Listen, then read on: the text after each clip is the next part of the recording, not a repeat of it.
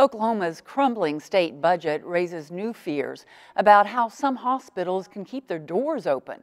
Bracing for additional cuts to the state's Medicaid program, hospital administrators and business leaders are renewing their pleas for Oklahoma to accept federal Medicaid dollars.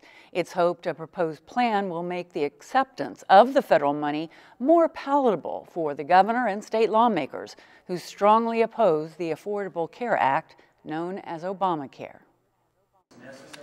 The Tulsa Chamber of Commerce hosted this summit, attended by state leaders, business executives, and representatives from hospitals to discuss how health care will be impacted by a projected $900 million state budget crater.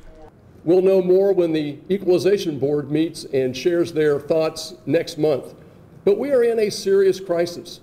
With the continued drop in oil prices, it's feared that a second Oklahoma budget failure will soon be declared and that the projected loss for the state's next fiscal year budget could top $1 billion.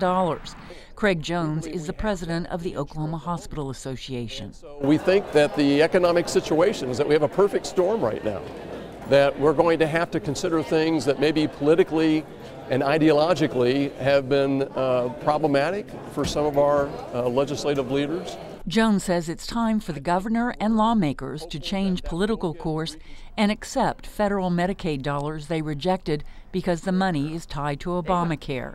Representatives from the state of Arkansas spoke to the crowd about why Arkansas lawmakers who rejected Medicaid expansion in the first year of Obamacare changed their minds. We did not expand Medicaid in the traditional way as some states did because it just was not feasible. The legislature was not going to pass that piece of legislation. Bo Ryle is president of the Arkansas Hospital Association.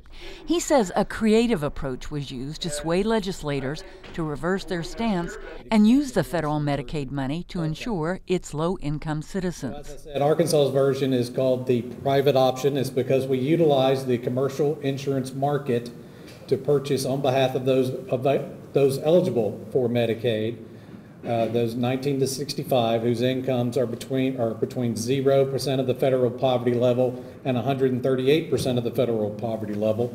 Vice President of Governmental Relations for the Arkansas Hospital Association, Jody Ann Tritt, says Oklahoma taxpayers are funding Medicaid expansion for other states. Whether you accept the federal tax dollars back to help you offset your health care expenses or not, the state of Oklahoma is paying those federal taxes. So I will jokingly tell you that Arkansas will be happy to continue to accept your taxes that you're paying in if you don't want to accept them back. But that's a very crucial point that you all must remember. You're paying those taxes anyway, and this is a great way to get them back and to help your citizens. 600,000 Oklahomans are uninsured. It's estimated that a third of those are the working poor left out of accessing the health exchange because Oklahoma has refused to expand Medicaid. Kevin Gross, who's the Oklahoma Division President of Ardent Health Services, says taxpayers are picking up the tab for uncompensated care provided to the uninsured.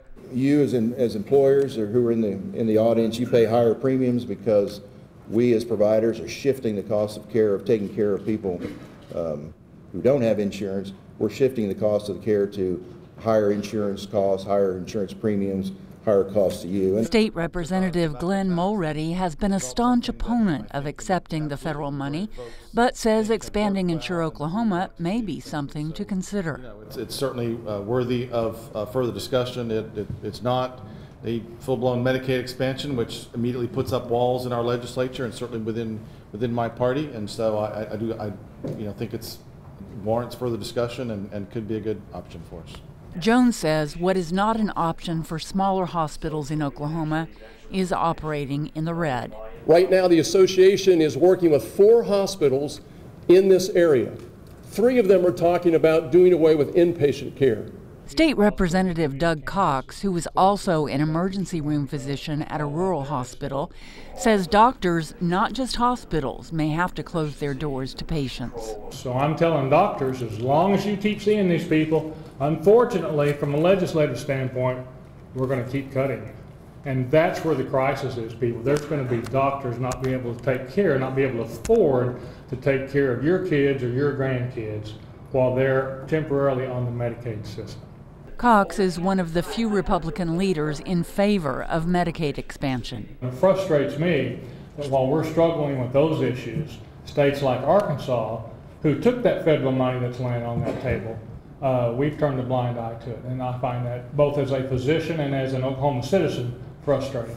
The Oklahoma Hospital Association says a poll of 600 registered voters shows 73% support taking the federal money, and that 61% of those polled were Republican.